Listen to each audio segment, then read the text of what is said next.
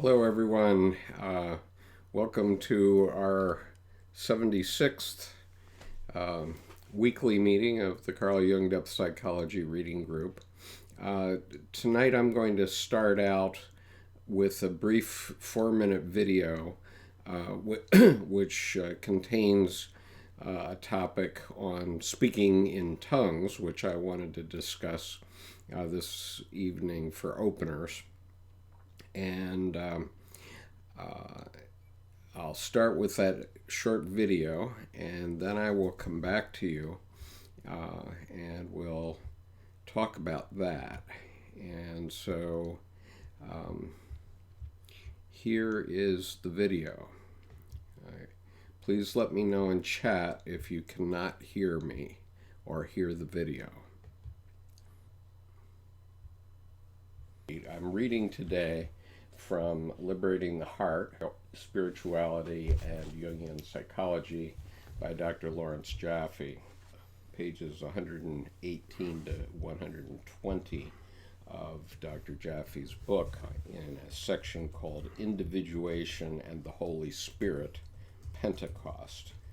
In Acts we read, "When the day of Pentecost had come, they were all together in one place, and suddenly a sound came from heaven, like the rush of a mighty wind, and it filled all the house where they were sitting. And there appeared to them tongues as of fire, distributed and resting on each one of them. And they were filled with the Holy Spirit, and began to speak in other tongues, as the Spirit gave them utterance." Footnote, Acts 2, 1 through 4. The scriptural narrative goes on to describe how a crowd, many of whom were foreigners, quickly gathered, and how each listener, and this was the wonder of it, heard the apostle speaking in his or her own tongue. This story reminded me of an experience recounted by Gerhard Adler, how upon departing from a lecture of Jung's, he shared with friends his astonishment that in his talk, Jung seemed to be addressing Adler's precise concerns. To Adler's surprise, both his friends took exception, each claiming that their own personal, quite different preoccupations were what Jung had been addressing. I have heard and read similar accounts from other patients of Jung's, in which he seemed to be speaking to the very essence of their concerns which they had not yet revealed to him. For instance, there are accounts of patients coming to their session prepared to discuss an important dream, but treated instead to an hour-long monologue from Jung. The amazing thing was that Jung's words seemed in the highest degree relevant to their dream, and they departed feeling that no direct interpretation could have achieved more. Hello and welcome to the... This seems to be what happens in the company of one who is speaking from the self, that is, out of a connection with God, or out of his or her wholeness. In the scriptural passage we are considering, Peter quotes the words of the prophet Joel in explanation of the phenomenon of speaking in tongues. Quote, "And in the last days it shall be, God declares, that I will pour out my spirit upon all flesh, and your sons and your daughters shall prophesy. I'm currently playing a video young men shall see for the YouTube group. It should be over in about 2 minutes, and then I'll be talking regularly, but I'm going to be quiet for a couple of minutes. The idea is that in the age we are now entering, the age of the indwelling of the Holy Spirit, every man and woman will be capable of gaining access to the depths out of which Jung spoke. It is when we can leave our personal complexes behind that our experience attains more universal relevance. This cannot be achieved through an egocentric wish for power, but is a grace bestowed upon one. As Jesus said, "You did not choose me, no, I chose you."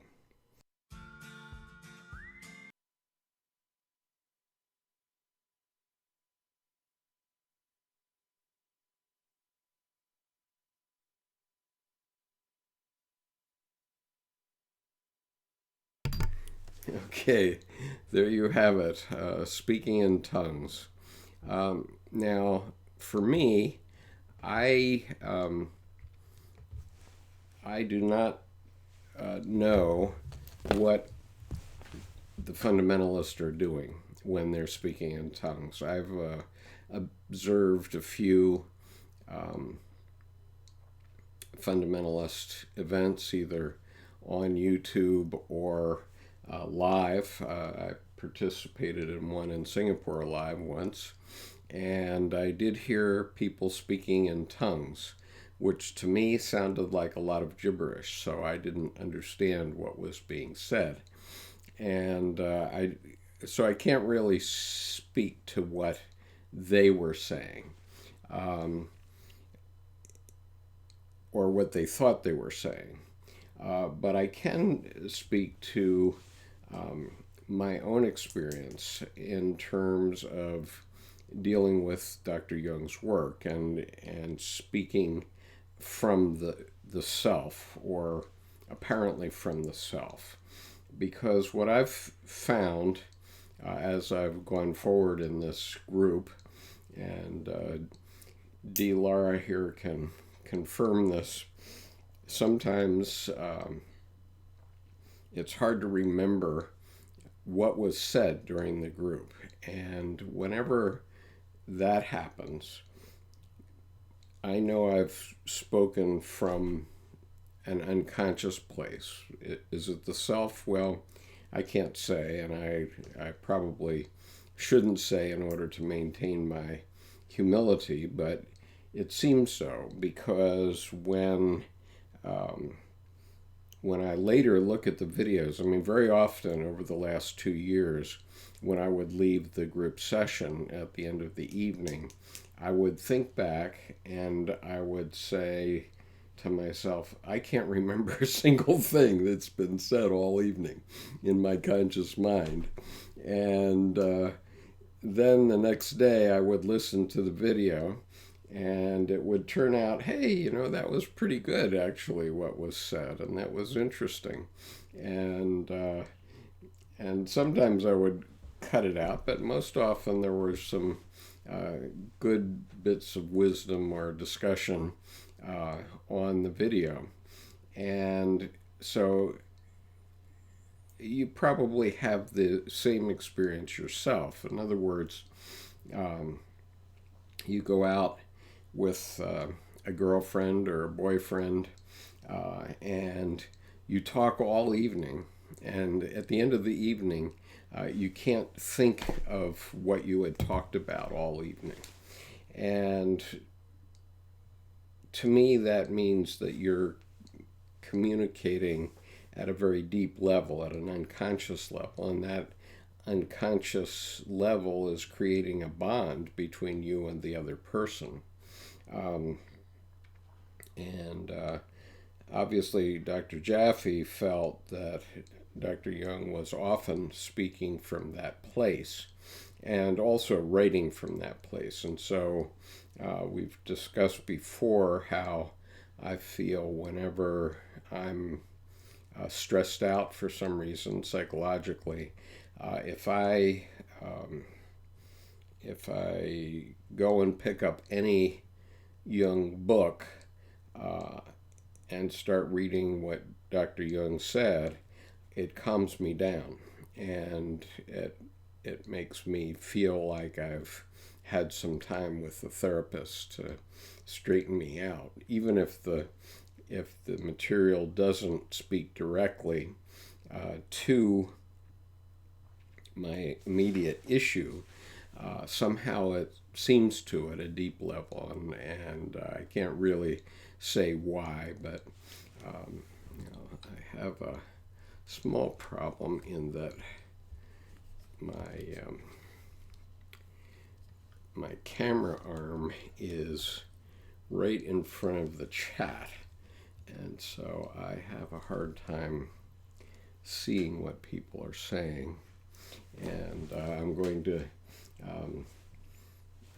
I'm saying hello to our Periscope viewers, because I've been sending this out also over Periscope, and So if you see me look to the side and smile, that's what I'm doing. I'm saying hello to the Periscope participants. And but anyway, you probably have had this experience yourself where you have a good conversation with a friend or a lover, and you just don't know where the time went, and you're in a place that's in your unconscious. And once somebody was talking about when they make love, and they say, when we make love, I don't hear the dogs bark. And that's because when you're really communicating with someone else at that level, you're definitely in your unconscious, and you're just not hearing the conscious physical world. And D. Lara says, yes, but it would come out in dreams.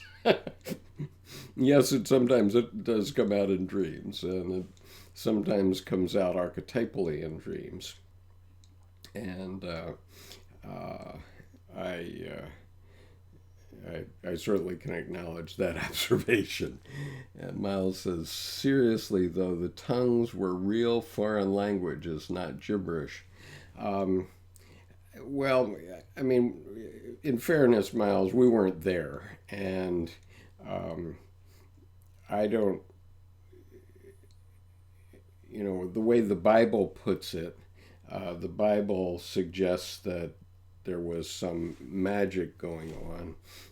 I think that Dr. Edinger, Dr. Jaffe, and Dr. Jung would say something like, whenever something that challenges your scientific knowledge of the world appears in a holy scripture, chances are they're talking about something that's happening in the psyche, in the unconscious world. And it may not have been in the physical world. And there are many examples of that. But certainly, I mean, what happens in a fundamentalist service, for example? Well, I think what they're doing is basically hypnotizing you. They're overwhelming your conscious sensibilities and your conscious mind.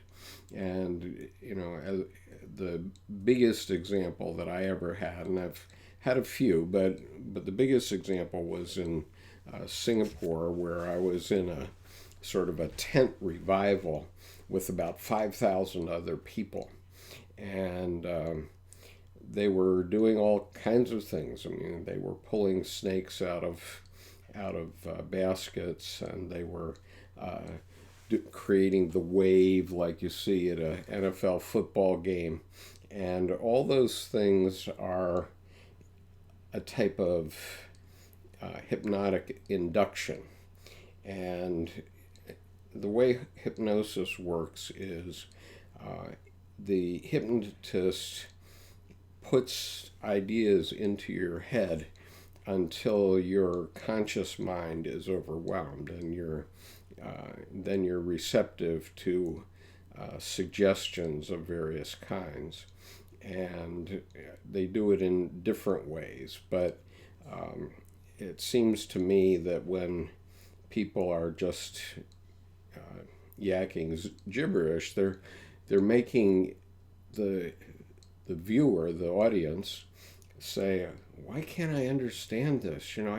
I should be able to understand this because the scripture says I can understand this, and I'm not understanding it. And so your mind goes into this whirl about why you're not understanding this gibberish, and the gibberish speakers aren't going to ever admit that it's just gibberish.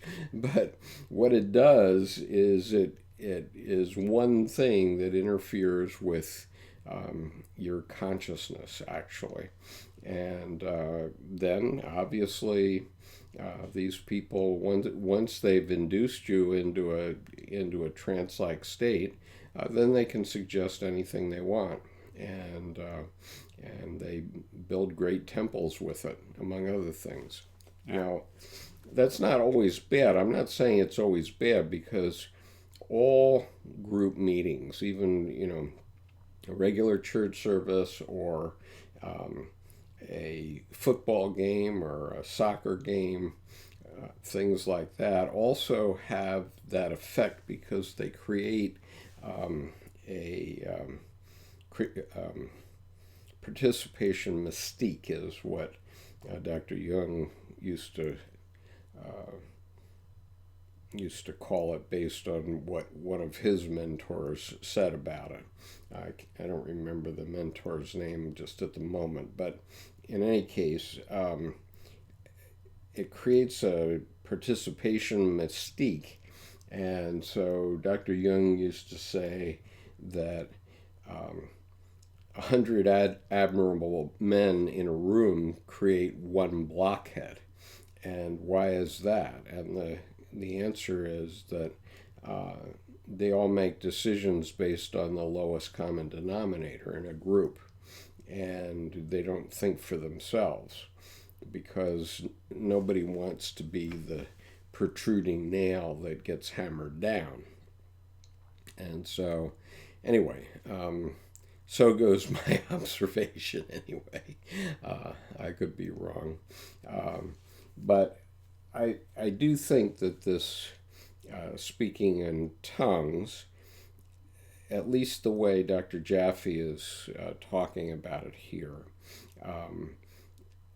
suggests to me that when you're in a therapy session or a conversation or whatever, you tend to talk from your unconscious level, and you tend to speak more sincerely, and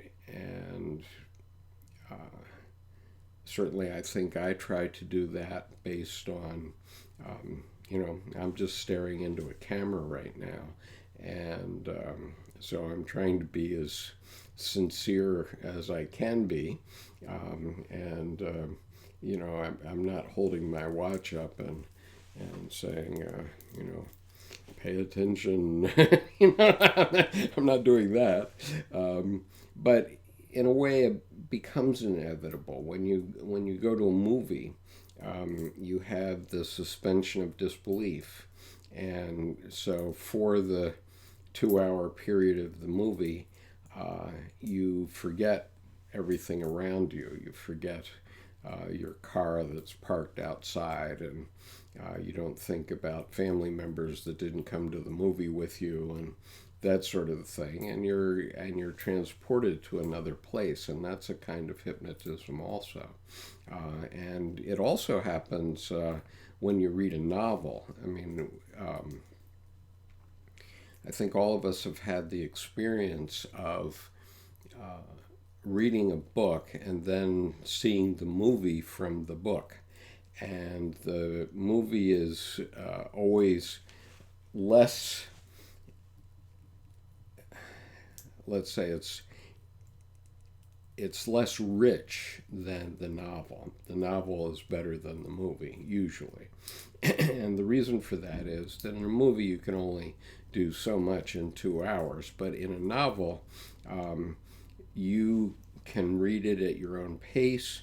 You can start to imagine it in different ways, and no matter what novel it is, I assume that we all have slightly different imagery of what that novel is. And I know when I'm, even hearing a lecture by James Hillman, for example, I'm imagining I'm in the room with James Hillman listening to his lecture. But, in point of fact, he's been dead for about 10 years, and this is a recording of his voice. but still I can transport myself. I can take myself into that other environment. And so whenever we have an interaction, we have to be conscious of, we should be conscious of the fact that we're actually going into our unconscious. And we have to be aware of what's happening. Okay, so Miles says, I will definitely give that some thought. It is not what the pastors who I have been taught.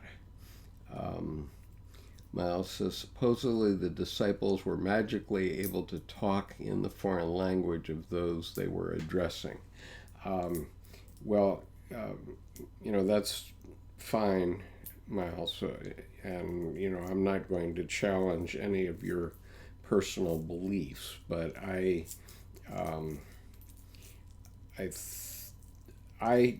have the perception that when things are discussed magically, then we should be very leery and, as they say, test the spirits. And D. Lara will remember the image of Ezekiel, and I'm going to share it with the rest of you now briefly. Let me get rid of the ticker for the moment. I have an image of Ezekiel. Now this image is relates to a vision or dream that Ezekiel had, and it's in the book of Ezekiel in the Bible. And in this image, God has 4 aspects. He has a human aspect, but he also has an eagle, a lion, and I believe it's a cow or an oxen, something like that. And we actually have no idea what Ezekiel actually thought he saw in his dream or vision. He described it in the book of Ezekiel, but when Rembrandt read about it, this is what he came up with in terms of what the vision was that Ezekiel had. Now, from Dr. Jung's point of view, he was evaluating these things from a psychological point of view, and so he was saying, yes, these are actual facts. They are psychic facts, which does not mean that they were in the physical world. They were in the psychic world of this man, Ezekiel. And so the account that we have in the Bible, as with the account of Job in his various interactions with Yahweh,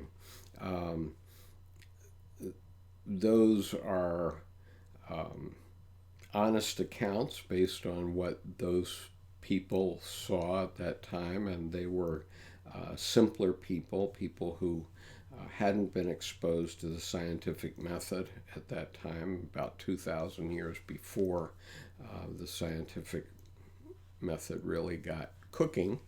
And so they were being completely honest and about what they saw. And those were psychic facts. And so Dr. Jung was simply analyzing those visions and dreams as psychic facts. And he wasn't saying anything about the physical reality of Ezekiel showing up, of Yahweh showing up with these four animals, all representative of him, but only one has a human face. And And it's a reference to the fact that all of us have an instinctual nature too, and our instinctual nature includes, the power of an eagle, the oversight of an eagle, the vision of an eagle, and another part is, the fierceness of a lion, and so on. But still, in this image here, we see the lion is still referential to God, and then the oxen is referential to God. But they are instinctual creatures, but they still represent instinctual aspects about ourselves, actually. And so that's basically what Dr. Jung was getting at. Let's see.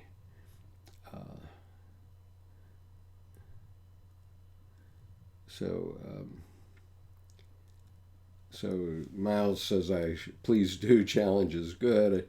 I've learned from atheists too. Well, I'm learning not to be an atheist these days, Miles.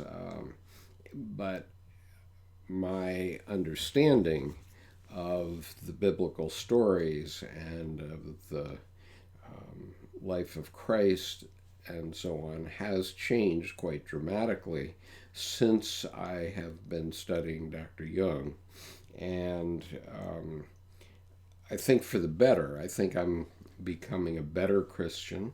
But I also, I'm studying Buddhism, at least once a week. I go to a meditation class that's run by a Tibetan Buddhist monk.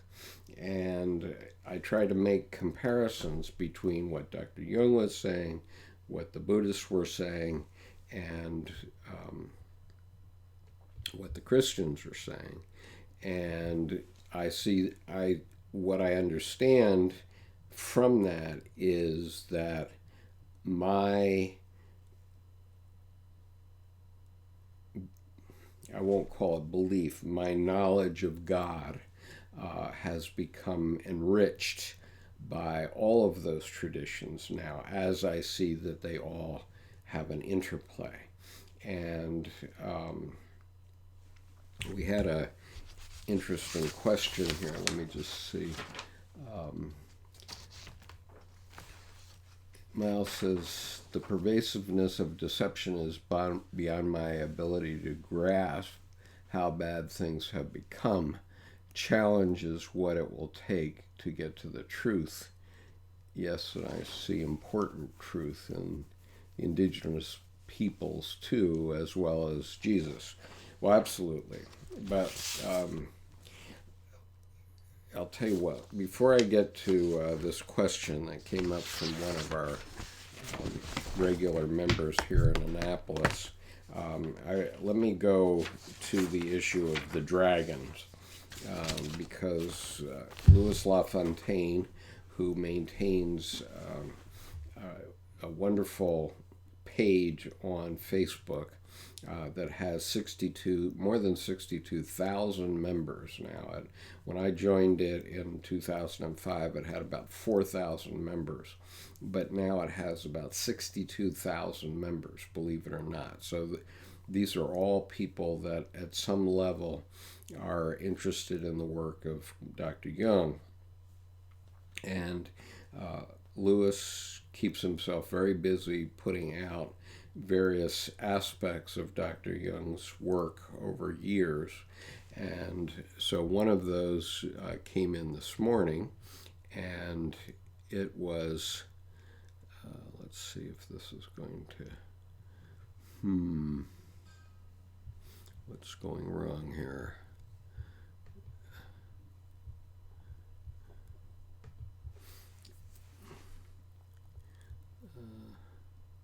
Somehow I'm not getting what I thought I was getting here. You're not seeing it yet, but I am.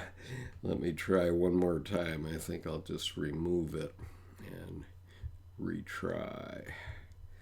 Okay, so I'm going to show something that's in a window, and we're going to call it Dragons 2, and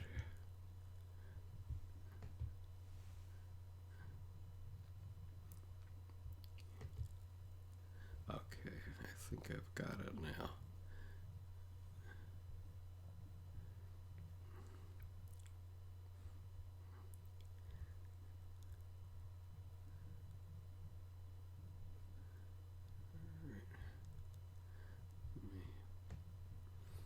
Okay, I'm gonna block myself off the screen so you can see this. So I'm gonna make it bigger so that you can see it. But this is Lewis's anthology on Carl Jung and dragons. And so let me just read a few of these things because it has to do, Miles, with your point about where the truth is, too. And so the first, this is just a selection of statements. This is a selection of statements from Dr. Jung, various quotes from various places. So, and I really rather like this image that's in this picture that's in this with the young girl making friends with the dragon. And fundamentally, that's what we all have to do. Okay, so the quote is, "It is as though consciousness were aware that the dragon is the lower half of man, which indeed and in truth is the case." So Dr. Jung said that in a letter to someone in Letters, Volume 1, page 489. And the ancients called the saving word the Logos, an expression of divine reason. So much unreason was in man that he needed reason to be saved. So at the time that the Logos came into the world, people were entirely unreasonable. And so the Logos came in and rationality came in, apparently at the time of Christ, okay, because he was bringing in the Word of God. And of course it was coming in through the Jewish tradition for about 1,500 years before Christ, I guess, with Moses. Moses's time was about 1,200 years before Christ, I believe. And so he was introducing the Logos, which was the law, and so he says, if one waits long enough, one sees how the gods all change into serpents and underworld dragons in the end. And so the point he's making is that no matter what we accept as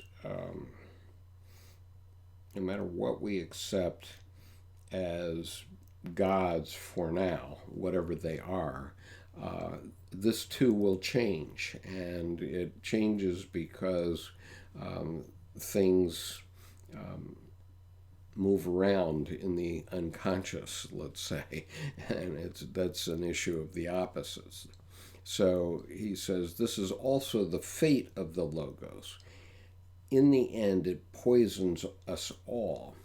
And so this is the essential debate that I've been having just notionally between me and Jordan Peterson, because Jordan Peterson has been coming along all Logos all the time.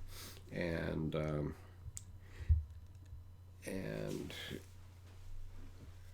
unfortunately, just the word or what you learn in school isn't life. You have to have an experience of life. And that is it comes under the rubric of Eros, but really it's life. It's logos versus life. There's no life in logos. There's no life in a Bible. There's no life in what you're taught in school. There's only life when you start to then go out into the world and experience things and other people and marriage partners and that sort of thing. That's life.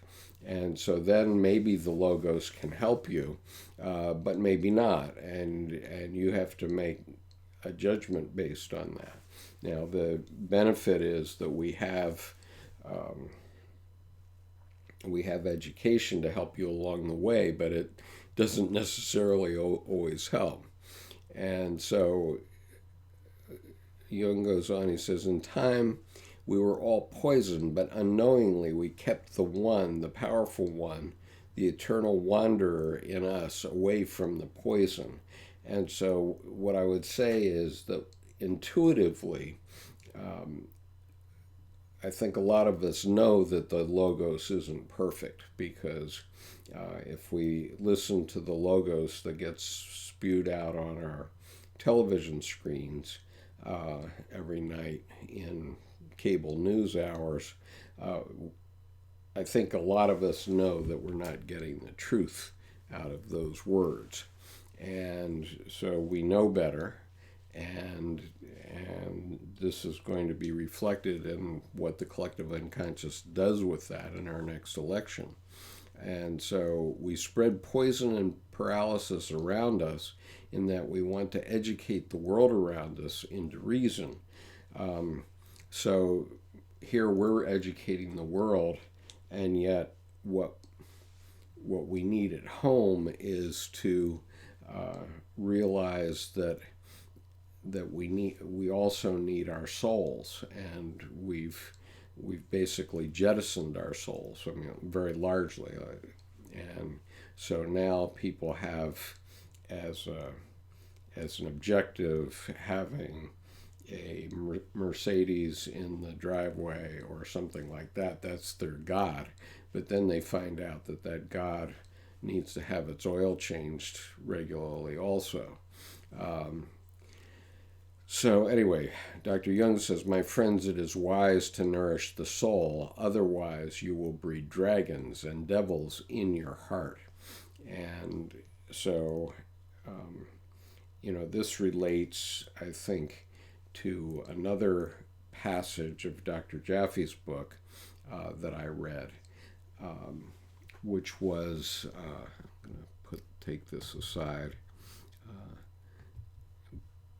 but yesterday I read it on a behind-the-scenes session, and I'll clean up that video and put it up again later. But he talks about Sabath, the Sabbath, being God's only daughter.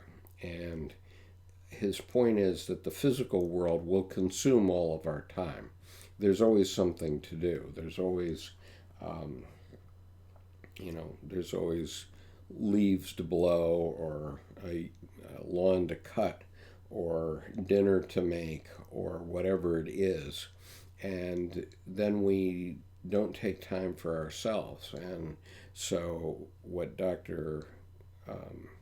Jaffe's point is that we need to find time to stop the world, just stop it, and take time for ourselves, and give our unconscious an opportunity to catch up, perhaps, and appreciate and understand our life and what we have, the blessings that we have.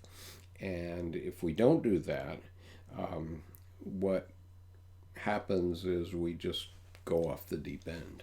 And if we don't do that and don't have communication with our soul, then, crazy things can happen.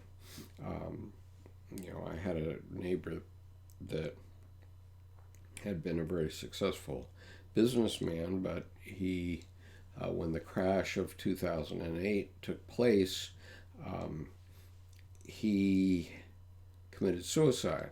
And So we have to evaluate the spirits. I had similar thoughts at that time. But I said to myself, okay, that was a bad spirit coming out of myself, a dark side spirit saying, oh, you're totally screwed up. You've lost all your money. Why don't you just go kill yourself? Okay, so that's the unconscious making that suggestion from the dark side. But I would always say through my ego, perish that thought. I want to see how this is going to come out. I know that the outcome is not going to be the way things are right now, and I want to see how it comes out. And so I'm not ready to get off the world. But unfortunately, my neighbor wasn't able to think about it in that way.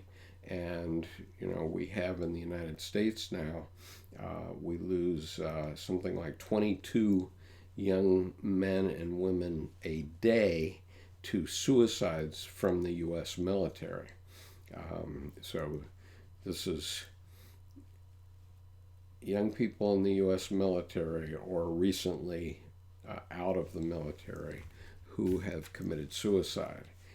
22 a day. That's a jarring statistic, obviously.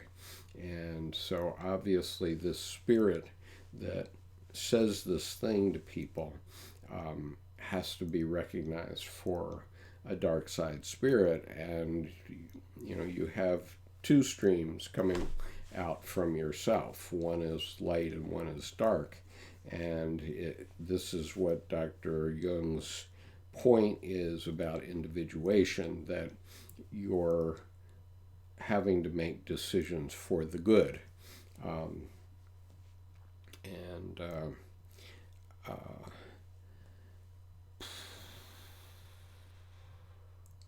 And if we don't learn how to do that, we're just going to have a terrible time. Let me just look here for these.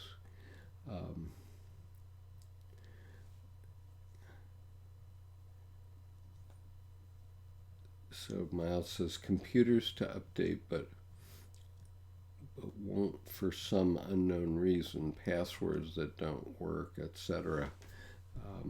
Not sure what you're saying there, Miles.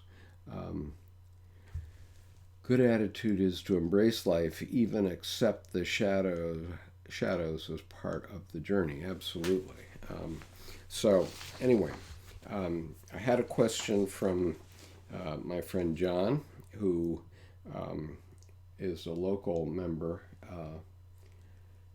and I have a question coming up on Periscope, which is, why did the priest cross the road? Because he crosses everything. Okay, so it's a joke. All right, whatever. Yes, he crosses everything. Okay, so my friend John says, I just had a question that came up last night. My wife asked me what I meant by the metaphysical God. I was a little struck by such a basic question. It's what I get for bending about terms. So I went in my mind to the root, meta and physical, and determined that it means above the physical. I think, John, it also means around the physical. Meta can mean around, but yet Jung distinguishes the God image from the metaphysical God, although seemingly both of these would be above the physical, or at least having their own non-physical domain. Would you please clarify Jung's conception of the God image versus the metaphysical God? The God image is still metaphysical in the sense that it is energy captured as symbol and is therefore above the physical. So I am confused about this and the need your clarity. And so I promised John in my response on email. I said I will address it, but fundamentally this is what Dr. Jung's this was Dr. Jung's sleight of hand so that he could pretend he was not poaching on the bailiwicks of the theologians.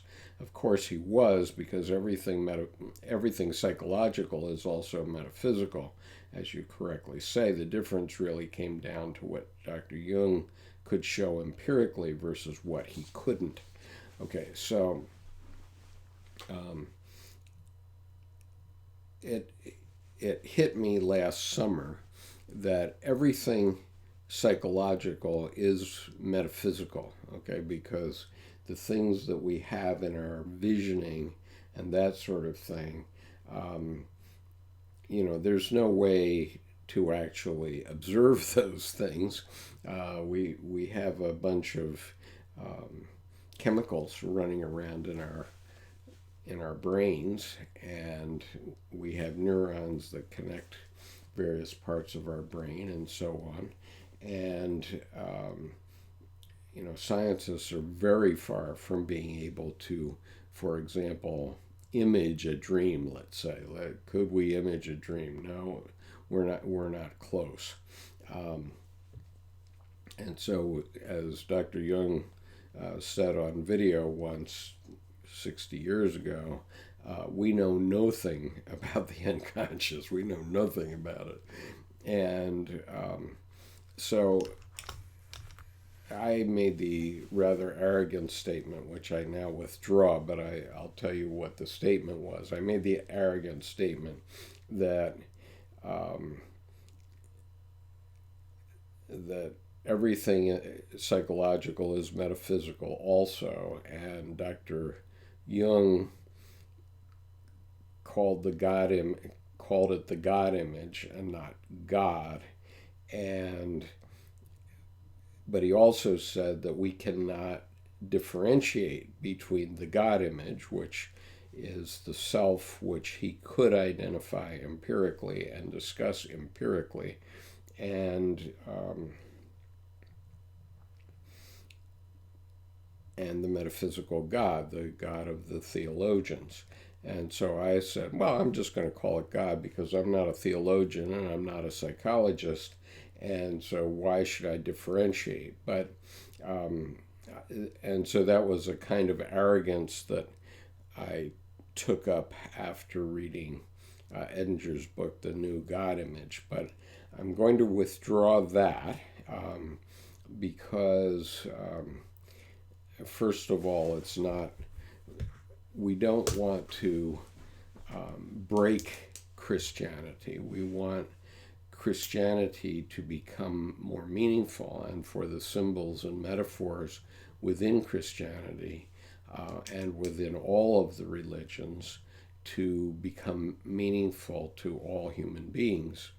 And because they were all correct. I mean, Dr. Jung's point is that, he says this in paragraph 752 of Answer to Job, where he says, every religious statement of whatever kind is a statement of the psyche. It's not a statement of the Physis, the physical world. And he says, if this weren't the case, then these statements would be in the books of natural science, which they are not. And so theologians are working in a field that's also in the psyche.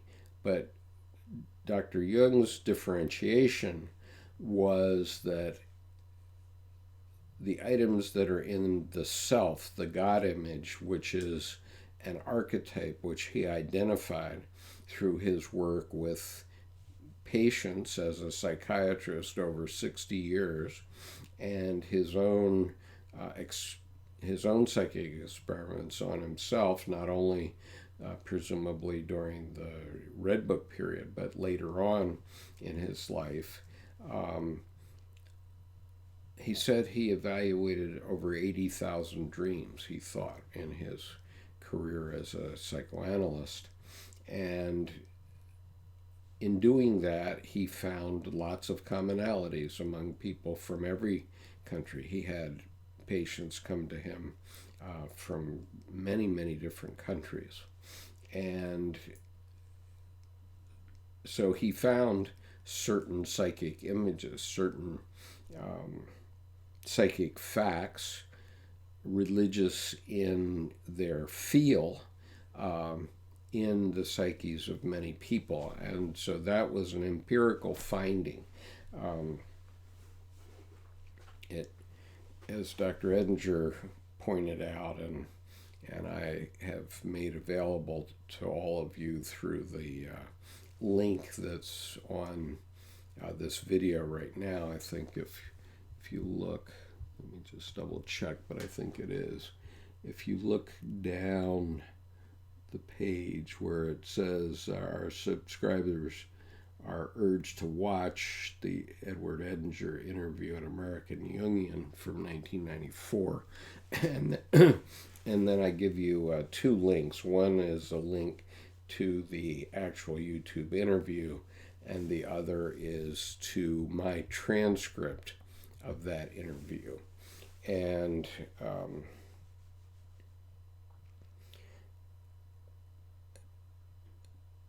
what he ultimately said was that Dr. Jung was speaking from a level of consciousness that was the source of all religions. And so, the basic point is, rather than finding how all of our religions are different and not right, we should be interacting with one another and finding out what's good about the religions of others and what they do that is useful. And one example is Dr. Jaffe talking about the Sabath and the fact that we need to set aside a time each week, no matter what we do, to get our minds away from our troubles. And he observed that it was among other things a kind of death and rebirth period, where at the end of the week you realize that you have failed, you've been defeated in some things, you haven't accomplished everything you wanted to get done, and so you go into a lamentation. This is a reference to the Job archetype, of course. You go into a lamentation about the fact that you can't get everything done, maybe, and then you allow a rebirth into the next week, and you come back refreshed, and so on. And if you don't find ways to refresh your soul, and whatever that is, there's no specific right answer. He says at one point here he realized that it could be leaf blowing. In other words, he says it could be leaf blowing, but does it have to be so noisy? And what he's saying is that even the guy that's blowing leaves with his noisy machine is maybe that for him is his Sabbath, because he's blocking everything else out and taking a respite. Now, for me, I sometimes in the car I'll turn it on a recording of Gregorian chant, believe it or not, because I find that very restful. But it might be something else. It could be, a symphony or something, and occasionally it's a song from the 60s or the 70s that I particularly like, and those are respites for me. Another thing is my Audible books is a respite for me, but it's a way to take yourself out of your troubles of your day-to-day life and just take time for yourself to let your psyche adjust to what's gone wrong and what's gone right in your life, and then you can come back to it. But if you just go at it all the time, and don't give yourself a break, that's a lot like dental surgery. Actually, it becomes like that because it's just always at you, and you don't get any rest from that.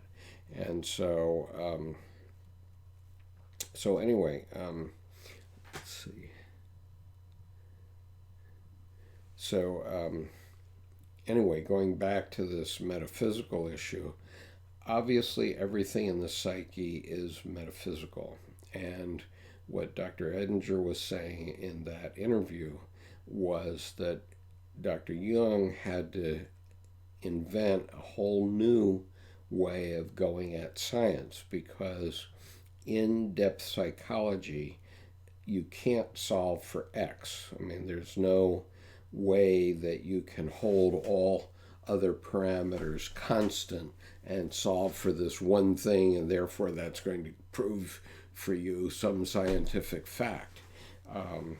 And so you have to look at the situation in a holistic way, and that's the science that Dr. Jung developed, of looking at psychic facts. And one of Dr. Edinger's points is that these psychic facts are not linear. They are, he calls it, it's like fruitcake. Not crazy as fruitcake, but it's like fruitcake in that their psychic facts have lots of different aspects to them.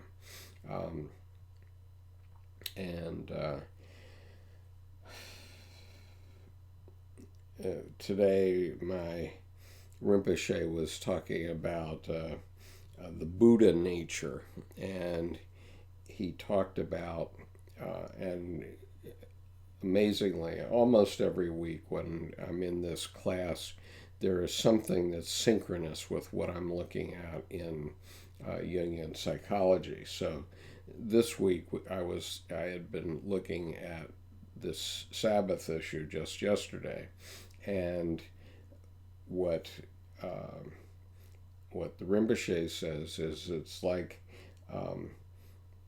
you have to have a field where and interestingly, Dr. Jung talks about the treasure in the field, and somewhere here I actually have that quote, but which comes from the Bible, where if you find a treasure in the field, you'll go sell everything and buy the field so that you can always have that treasure. And so what the Rinpoche was talking about was that, let's suppose that you're looking for gold. Well, you have to know where to look for gold, and you have to have an entity, your being, that is looking for the gold, and you have to have a practice, whatever it is, that is looking for the gold, the action. And so in Buddhism, that's meditation. And then you ultimately get the benefit. That's the 4 steps. And so in-depth psychology, we're always looking for this psychic fact that has all of these aspects to it. You can't just say, boom, it's all one thing. It has to have all of those 4 aspects, and maybe many more. I mean, it depends on what we're talking about. But anyway, so anyway, in terms of the difference between the metaphysical God and the God image, I think that Dr. Jung didn't want to step on the rice bowl of theologians, basically, and he knew that his positions would be highly controversial. He didn't know how controversial, and it turned out that everybody turned away from him when they should have turned toward him, because what he's provided is a way to connect science and religion. How do you do that? And this is how you do it. You recognize that there are psychic facts, that people do have these images in their psyche. We have these archetypes in our psyche, and those archetypes are being fed by religious traditional imagery. And so that's the connection. And so we go back to this Ezekiel vision again briefly. Ezekiel had this vision, and what it represents is Yahweh in all his characteristics. And on one side, we're in the image of God, and so in one way he's a man, but he's also instinctually like an eagle, like a lion, and like a cow, and so that image of Ezekiel's vision is a psychic fact. That's an example of one, and actually, any one of us could have a dream that has an archetypal image like that, potentially. So anyway, going back, let's look.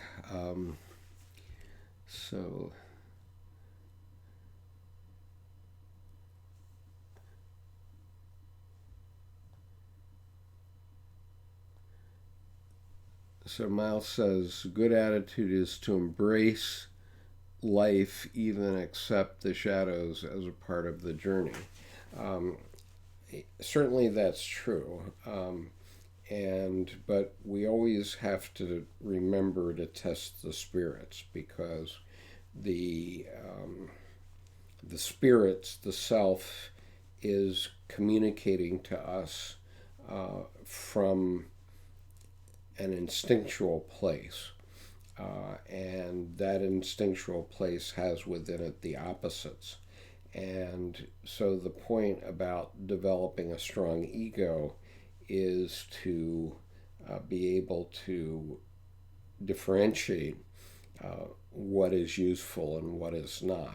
And that's the process of individuation. And it's what Dr. Jung is talking about when he's talking about the further incarnation of God, the Holy Ghost, the Holy Spirit, which the churches really have over the years turned their back on. They haven't really developed the idea of the Holy Spirit too well. I mean, they talk about, the Catholic Church talks about imitatio Christi, which means imitation of Christ, but who's going to imitate Christ? And I don't think we can find a Pontius Pilate that will crucify us in the physical sense. That's not what is meant. And so anyway, do we have any other questions? And I'm grateful to John for having sent over this question tonight. If not, I thought I might read to you, since this is a reading group, and I'd read the summary of this book. Okay, so this is Liberating the Heart, Spirituality and Jungian Psychology. And the book has a 3-page summary, which I think is kind of nice. starts with 3 quotes, which I'll read. The first of these is from Robert Johnson, who is a famous Jungian analyst and who wrote a book called, or maybe it's an essay called The Double Animus. And the quote is, "The world is not supposed to work. All it does effectively is to produce consciousness." Now, what does he mean by that? He means that by the clashes of opposites is how we become conscious about things. And so, this is a point on which I agree with Jordan Peterson, and D. Lara knows that I've made many observations about parents over the last 30 to 40 years, the classical soccer moms who wanted to give their children everything to make life easy for them, and perhaps they felt deprived, and maybe in our parents, my generation's parents, were children of the Depression and World War II, and so they too wanted to make things easier for us than it had been for them. And when you make things easy for your children, you raise weaklings, and I don't mean weaklings in the sense of who can arm wrestle better. I mean weaklings in the sense of not being able to face the slings and arrows of life, be they male or female. And this is one of the points that Jordan Peterson has been pressing forward, which is that we can't just protect everybody. Like he was talking about the silliness of our identity politics right now, where he's being criticized, or was criticized, for refusing to call transgender people by new pronouns. And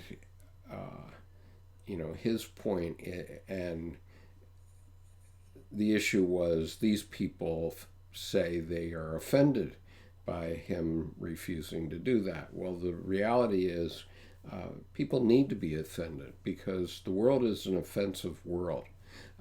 And if you don't teach your children to face up to that kind of an adversity, how are they going to face the real trials of life? And so we can't have a government that protects people from being offended. The true knowledge comes from the clash of opposites, and then we realize what the truth is from that. And so, as Robert Johnson says, I'll read it once again: "The world is not supposed to work. All it does effectively is produce consciousness." Okay. The next quote: "The decisive question for man is he related to something infinite or not? That is the telling question of his life." And so, and that's from Memories, Dreams, Reflections.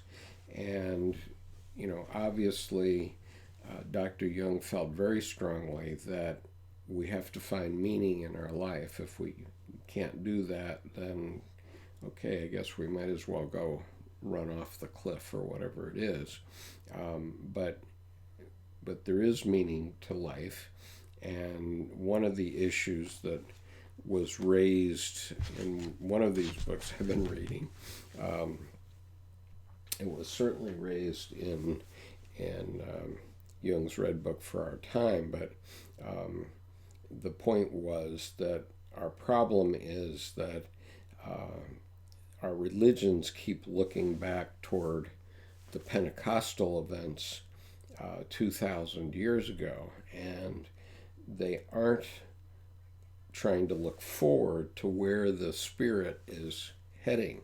And, Christ was very clear that the Paraclete would come when he left, and The Paraclete was the Holy Ghost. And so the Holy Ghost is the third part of the Trinity, and it enters into all of us. And it's the continuing incarnation of God in each and every one of us.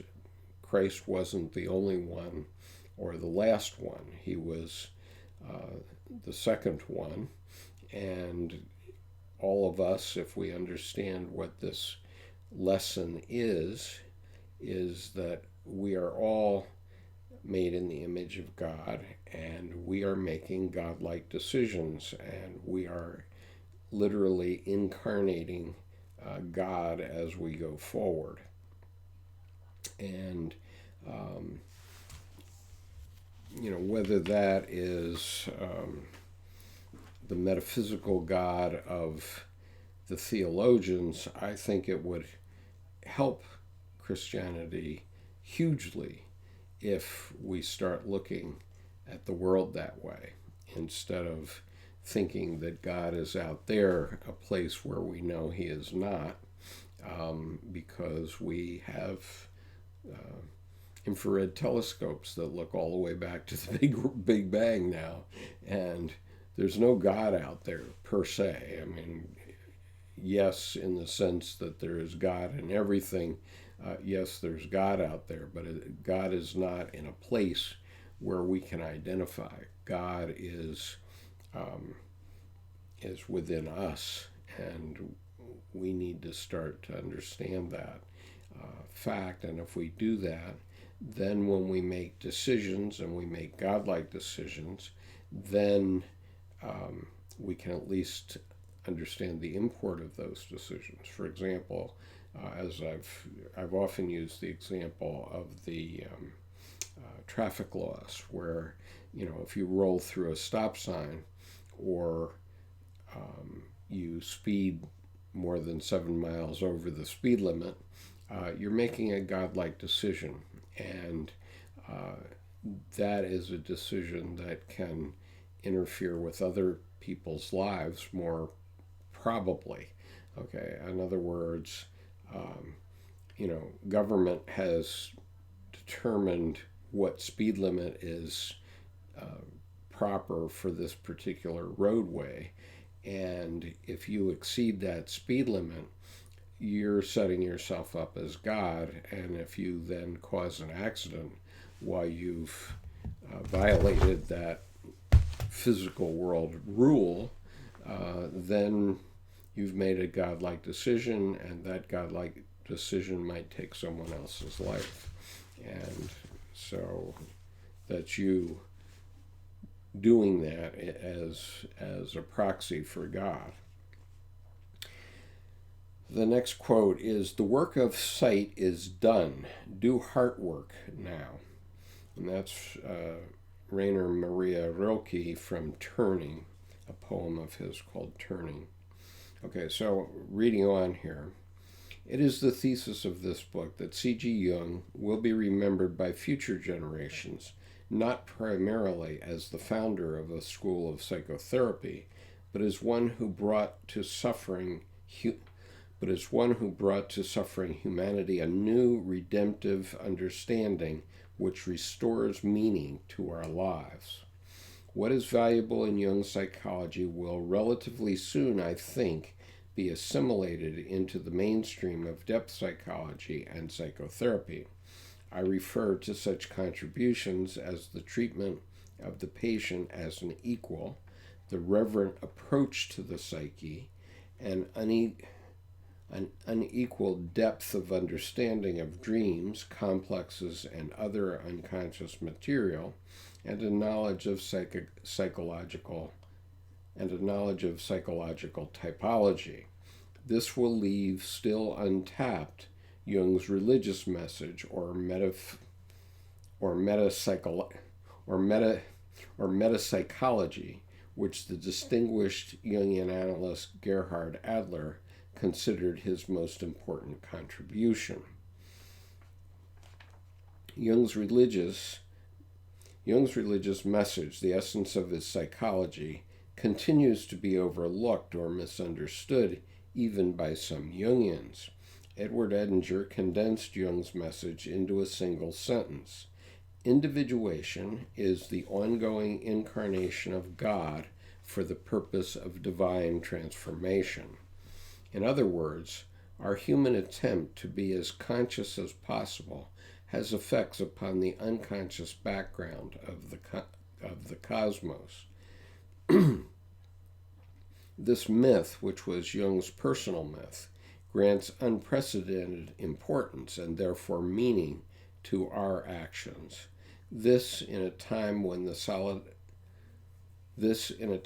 solitary human being, when not acting in concert with a group, is judged of small account. Why has Jung's message been overlooked? In part because it sounds too much like traditional religion. To the devout, it sounds like psychologizing.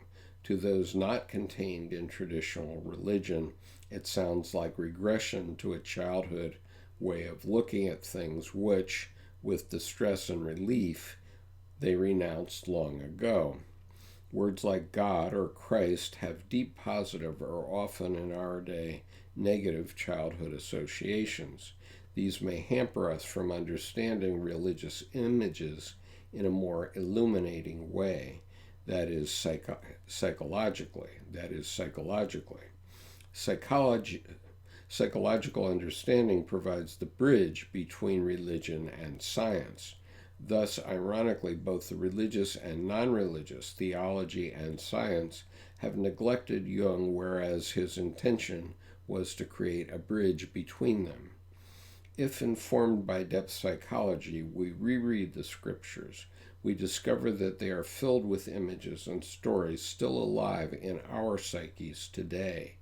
In other words, the Bible is a treasure house of symbolic, not literal, truths. As the philosopher Owen Barfield pointed out, literalness is idolatry. These symbolic read psychic truths are nonetheless fully real. In fact, these truths are the only ones we can know for certain, since modern physics has discovered that matter, whose reality we took for granted, proves ever more insubstantial.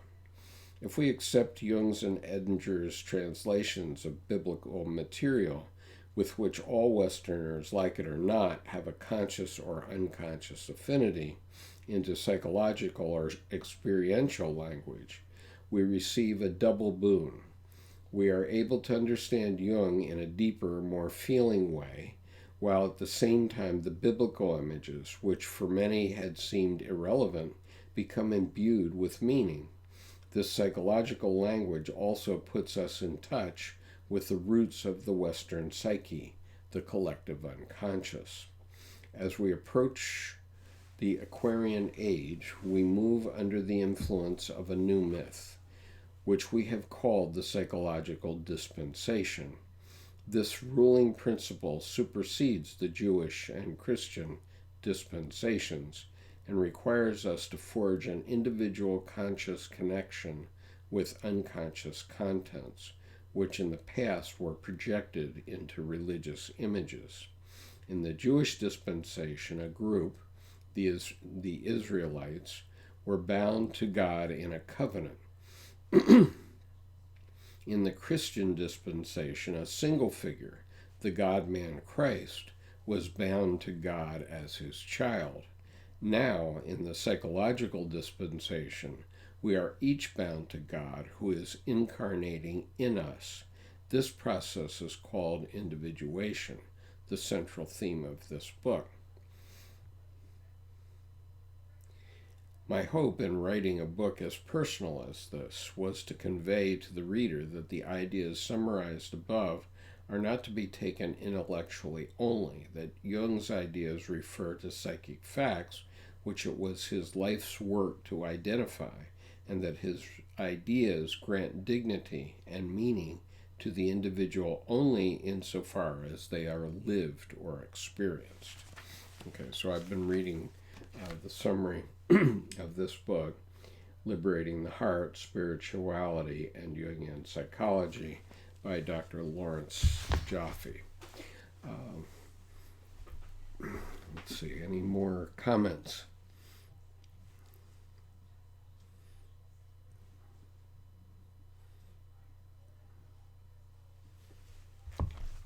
Clark Nichols says, I've been thinking about the Bible's idolatry rules and how they close in what the sacred is. Well, I have to admit, Clark, that I am not very familiar with the Bible's idolatry rules, but I thought this was a very powerful statement here where he said, Owen Barfield pointed out, literalness is idolatry. So, in other words, the insistence that the Bible is true as physical fact is in fact a form of idolatry. And I think I concur with that perception.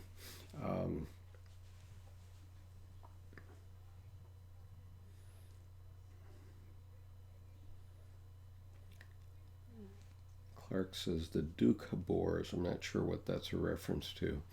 They didn't believe in the Bible because they thought it was man-made, much like Muslims don't like an image of Muhammad.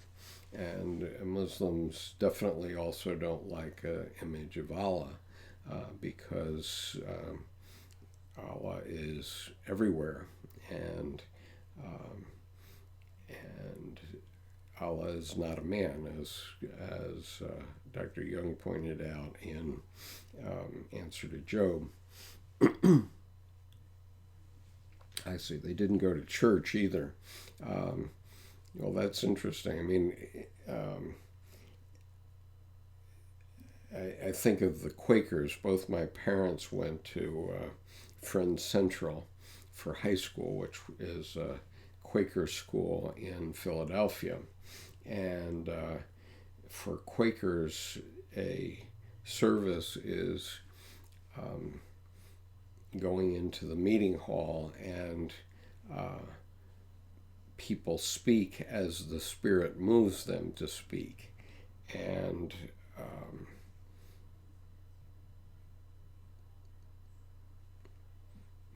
I think all of us could do with a little bit of that.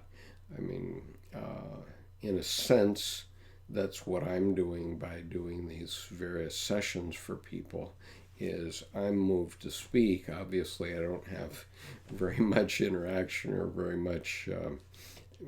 many cues from all of you. And I wish I did. I would love to have more comments from people as we go forward. But obviously, I am very moved. My spirit is very moved by all of Dr. Jung's work and by the work of Drs. Edinger and Jaffe, among others. I want to look into this book by Gerhard Adler to see what he is saying about it.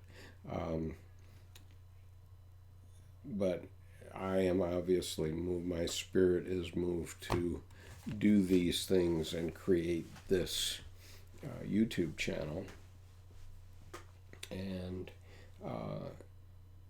I think all of us would benefit if we, in some way, tried to find what our spirit is moving us to do. Whether that's paint a picture, and I've done that, or write a book. I've done that. And the question is, how do you harness all this power that's coming out of the psyche? Let's see. Clark says,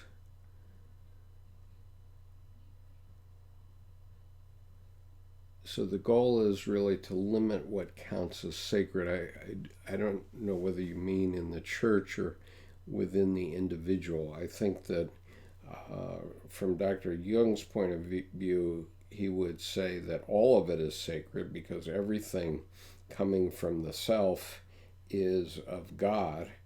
And but the problem is the self, the archetype of the self as it's developed in us over billions of years, doesn't have to live in the 21st century. And so we do have consciousness, as Robert Johnson described consciousness as, how did he say it?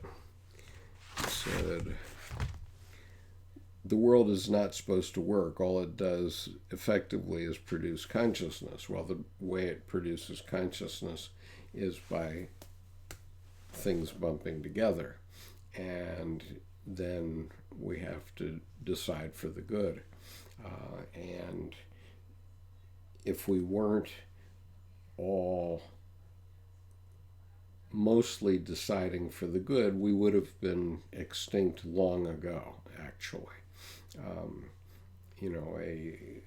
A totally instinctual creature will eat everything, including its mate, if necessary, and then it will find that it can't reproduce. But human beings, because we have consciousness, are able to realize that if we're going to have a human species 100,000 years hence, we're going to have to reproduce, we're going to have to become more and more conscious, etc. And that requires ego. And so we have to develop our ego and then take the light and dark streams that are coming out of our unconscious, out of ourself, and choose the right answer. And that is done by clashes. But overall, the reason human beings are still here is that we've everywhere in the world selected the best answer for us at a given time.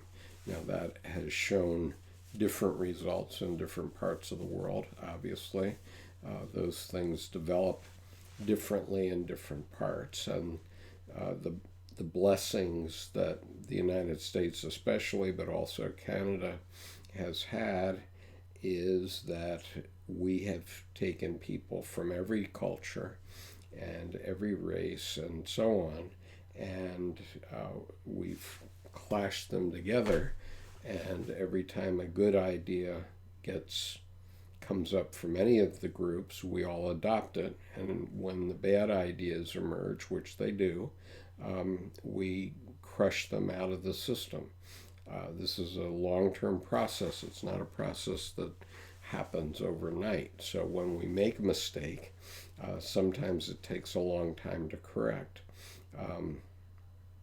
But if you look around the world at the results, and keeping in mind that the European culture has only been in North America for 400 years or so, the results are quite good for our people. And they're reflected in the fact that we have immigration and desired immigration from every country in the world, essentially. And I'm not aware of any country in the world where we have a net outflow of people. And I don't think that there's any other country in the world that you can say that about.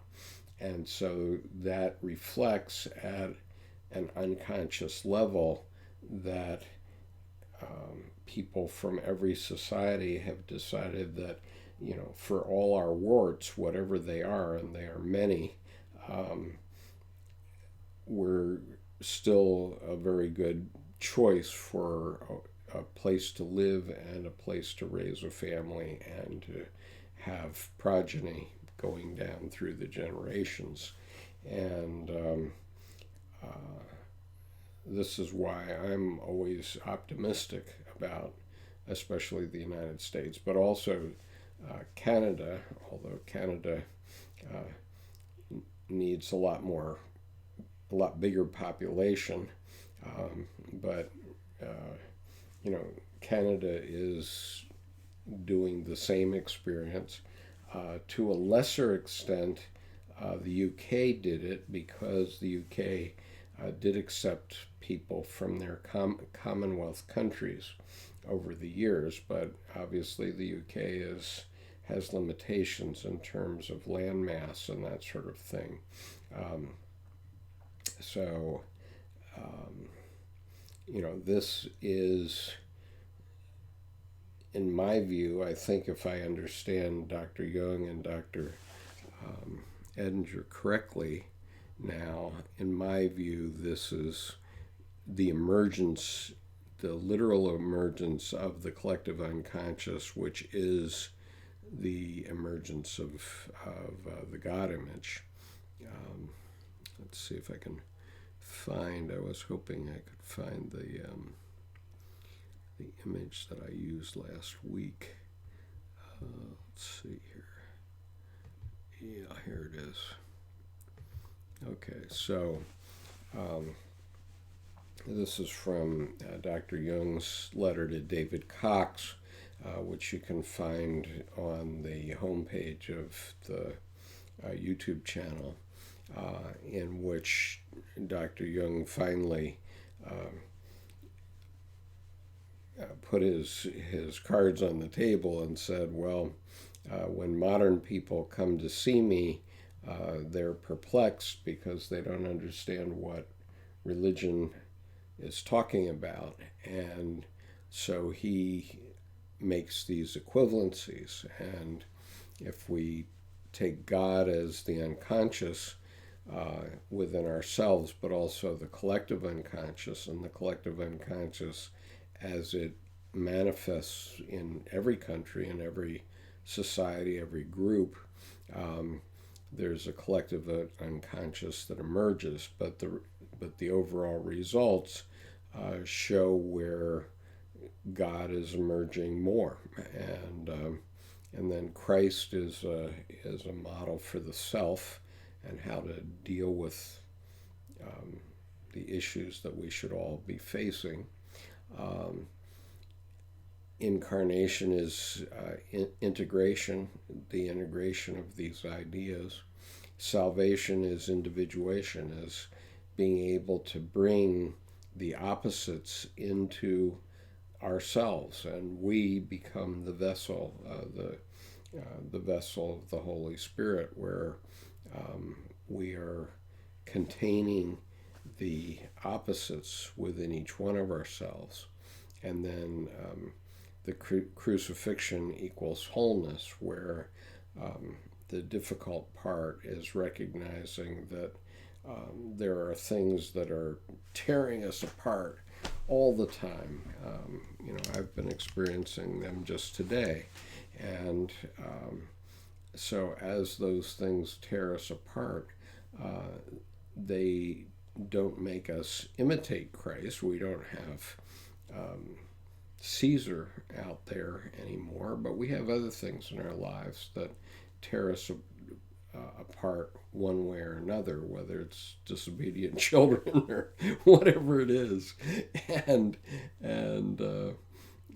maybe family is the hardest, because everybody has some member of the family that's the dark sheep, and we still have to love them, and so that's a kind of crucifixion, I guess. But if we can integrate that, if we can individuate that, then that is actually our salvation with respect to our family. Okay, so I'm going to look here. Let's see. Clark says, but the problem was that these things were man-made and thus not sacred. Jung wants us to see things much differently than that. Yes, I think that Jung wants us to understand that all the religions are presenting psychic facts. And if you go back and look at all of them, then you'll see how similar they are. And okay, they manifest a little differently, but so does the family next door manifest differently. And then once you're in a collective, if you're in the Boy Scouts, everybody wears a Boy Scout uniform, and if you're in the Cub Scouts, you wear blue instead of green for your uniform, that sort of thing. And so we all manifest somewhat differently, as the religions have manifested somewhat differently. But in the end, going back and looking at these things from a psychological point of view, which is what Drs. Jung and Edinger and Dr. Jaffe were doing, they're saying that we're really all the same, and we ought to stop killing one another and start seeing what we can learn from one another. And obviously this is what we do in the U.S. It is often done by clashes, by serious debate. Most of the time we're able to do it without violence today. Obviously there was lots of violence in the old days. I mean, there's that old movie called The Gangs of New York, for example, where the different groups from around the world would be in kind of a constant battle. And we still have gangs around in various places.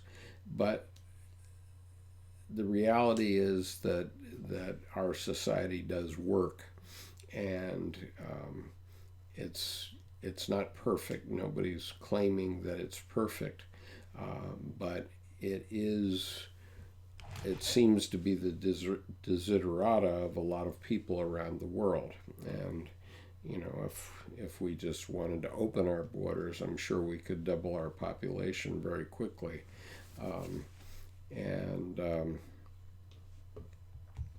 So anyway, such is my homily for tonight.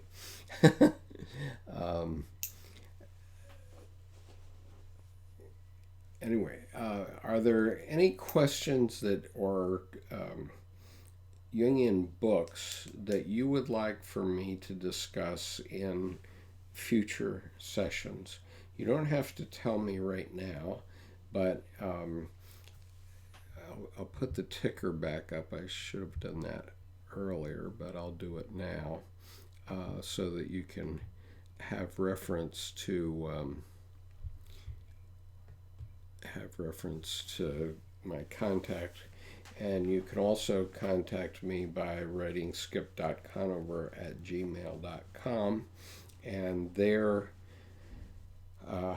if you send me your regular email address, not your Facebook or your Twitter email address, but your regular email address, I can then add you to our Dropbox. And our Dropbox has a world of very valuable assets in it. I'm not going to tell you all. It's something for discovery. But among other things, if you'd like to create a local Jung reading group that would discuss these things locally, I've put all the handouts and other sources of information in the Dropbox, so those would all be available to you. And there have been 76 sessions so far. This is the 76th, and and so that's readily available to you. And there are various Jungian readings in electronic form, which you can have access to.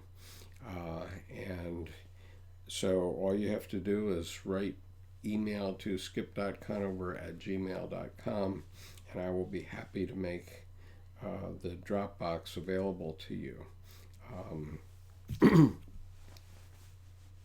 And you can, among other things, see some of my dark side, because I have put my books in there, so you don't have to buy my books. I've written 4 books, 2 of them under a pen name, and those are there and available for free if you want them.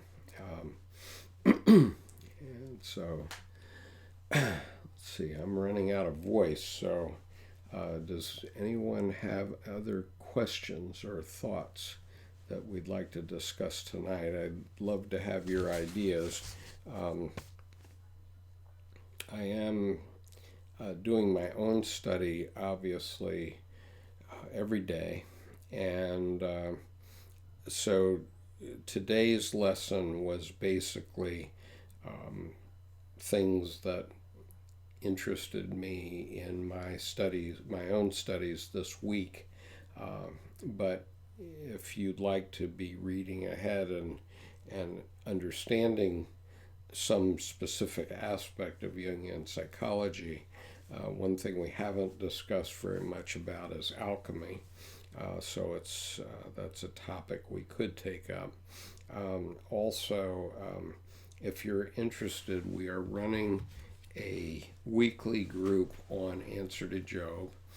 We've done 8 sessions. The next session is scheduled for Thursday at 1:30 p.m. Eastern U.S. time. And at that session, we will be talking about paragraphs 661, let's see, 661 to 683, I believe, are the next sections of Answer to Job for discussion. And so that'll be this Thursday.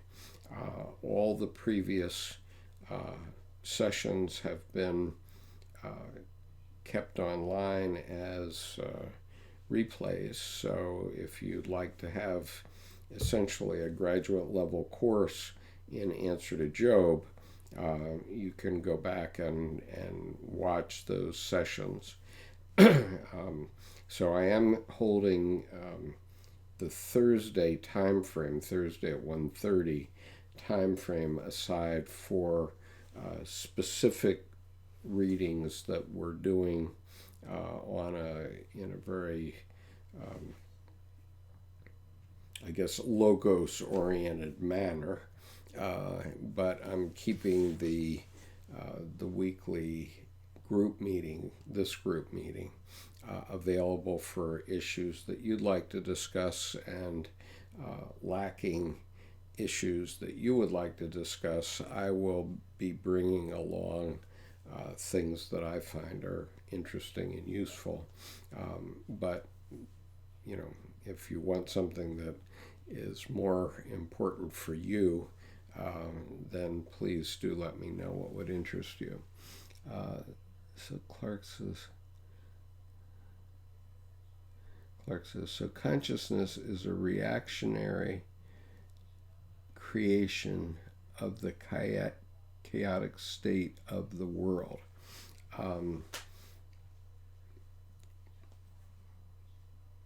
Yeah.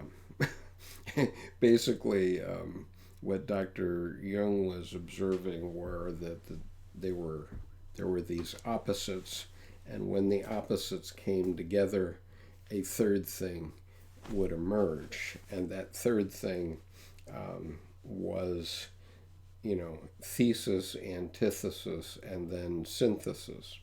And that can only happen if there's, either a clash or, a conjunctio, a conjunction, or an opposition. And so these things are going on all the time within our own psyches, within our societies, of course. And so at the macro level, we can look at the United States and look at the red state, blue state neurosis that we currently have. And what I can say unequivocally is that the future will be purple. And we don't know whether it's going to be dark purple or light purple, but it is going to be purple. It's going to be the mixture of the red and the blue, because we can't go on in this neurotic condition, and it will make us all crazy over our lifetimes. So there will be very serious differences. And however, regardless of what your political philosophy is, that's certainly going to happen. And, even today I picked up a thumb drive, and I intentionally bought purple.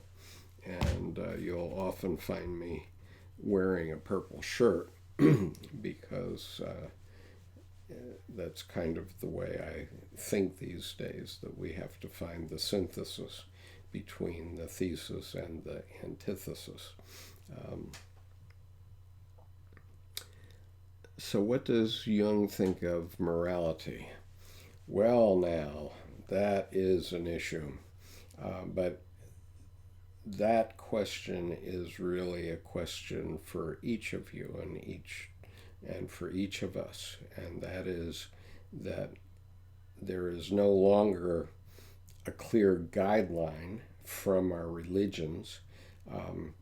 Humanity, for the last 2,000 years, even more than that, 3,200 years since Moses carved out the tablets, had guidelines. And so when Moses came down off the mountain with the Ten Commandments, those were the rules, those were the laws.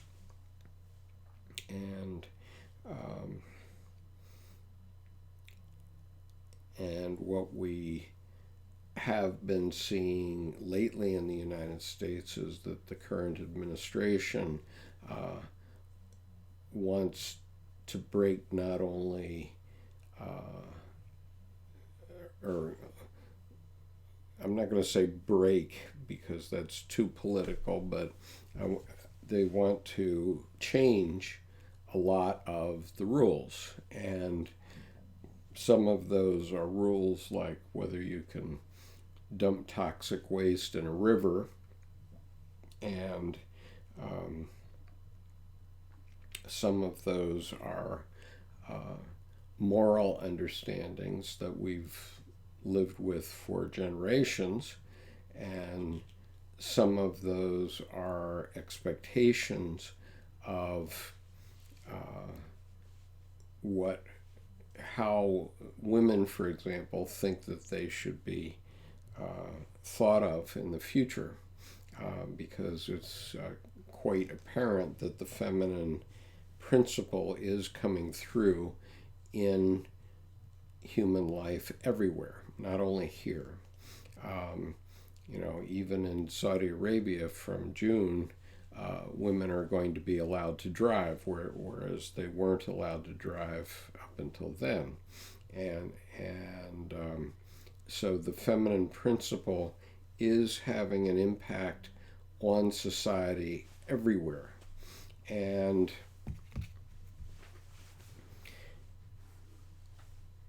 so each of us has to search our own soul, because we no longer have clear guidelines. I mean, because of all these changes and breaks with tradition and so on, we no longer have clear guardrails that we can go down in our society and believe this is true and this is true, and I can go right down the middle and everything will be hunky-dory. It's not going to work that way any longer. And so each of us has to create our own morality. And one of the things Dr. Edinger said at one point was that a young ego wants to believe it is good, okay, that it is good and contributing to society, and if it if it doesn't think that, if your mother doesn't think you are good, then children who have that experience often literally die. And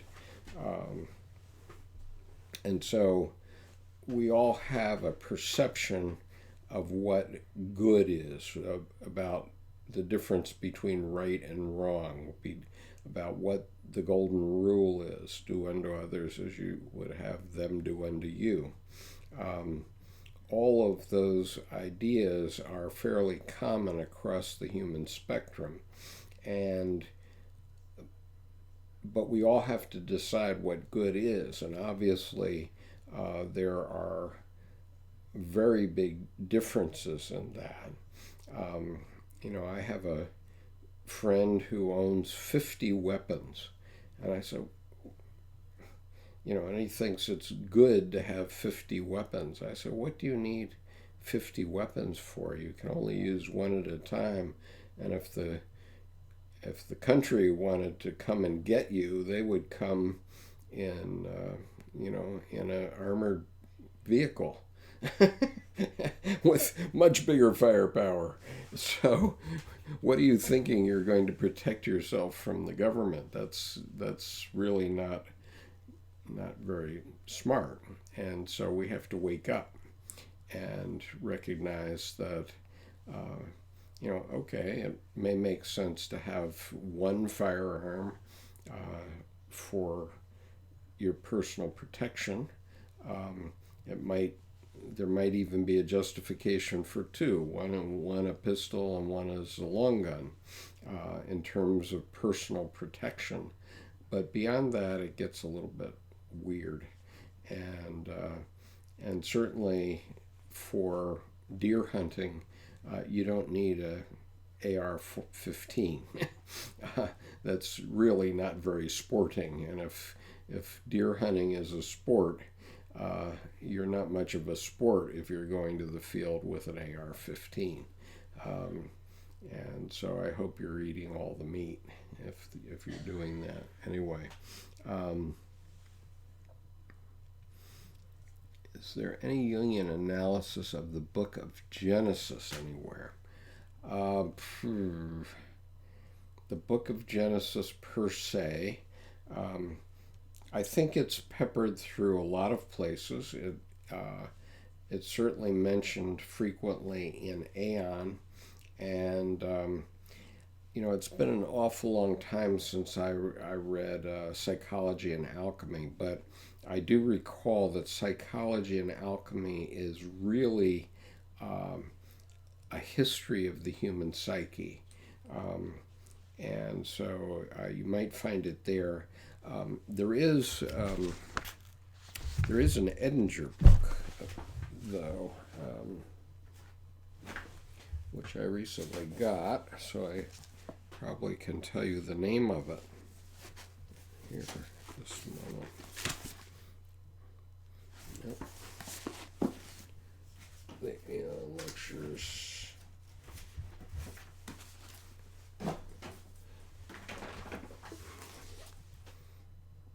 Nope. Sorry. I think I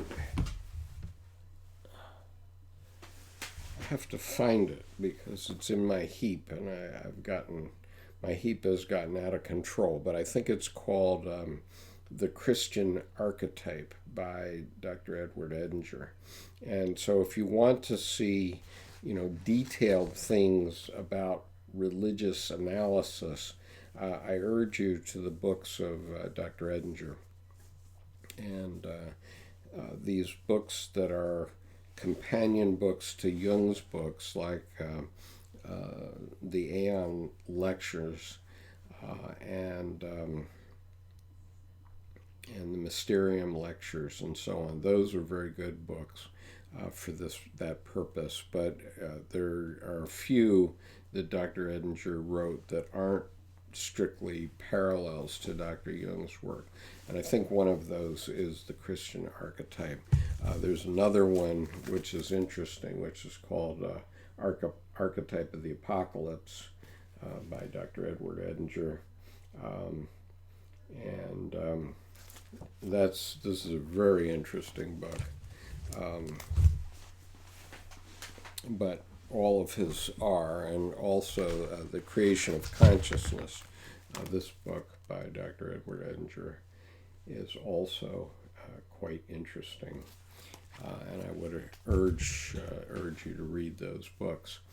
I'm going to have to cut us short here in about 5 minutes, because what happens, YouTube allows us 2 hours, and once the 2 hours passes, then they slide the dial along, and what they do is they cut off the beginning of the 2-hour period.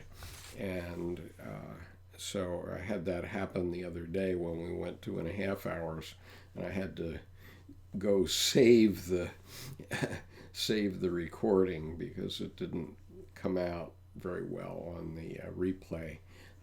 Cut off the first half hour. So we are going to have to discontinue for tonight. Clark says, I would love you to do a show and tell of the books you have to talk about, what the best versions of the text. Thank you for your time, Skip. I'll try to get an email to you this week about joining the Dropbox. Fine. Okay, that's great. And the show and tell idea is a good idea. Okay, so I actually have behind me an entire collection of Jungian books. Quite a number of them, as you can see, and they're almost all about Jung. So I would be happy to do a show and tell. Also, you can, there's about a half-hour lecture that I gave as the third lecture I did before I actually started the group. And so if you go to lecture 3, and I think it's called How to Start, you will find in the description of that lecture various books and various advice about how to start into Jungian psychology.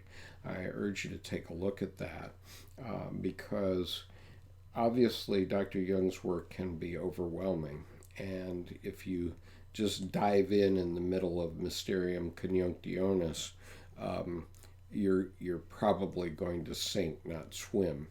And so it's much better to start in levels, and don't start with the Red Book because you have to understand how the Red Book fits into the picture. And I'll just mention that because we have a couple more minutes. The Red Book is sort of equivalent to the visioning that Job was doing. These are his visions and his active imaginations of psychic entities within his own psyche. And I had this experience personally in 1993, where I had very serious interactions with entities within my psyche, and that emerged in my novel, which if you're courageous, you can take a look at my novel. It's called Mako Memoirs of a Woman, and it's the autobiography of my anima, in a sense, at least my anima up till 1993. But that is actually the story of my interactions, my active imagination with my own psychic forces. And so for the uninitiated looking at Jung's Red Book, they might not understand what's going on because he's not trying to make a clear point. He's trying to make a lot of points, and he's doing an active experimentation on himself.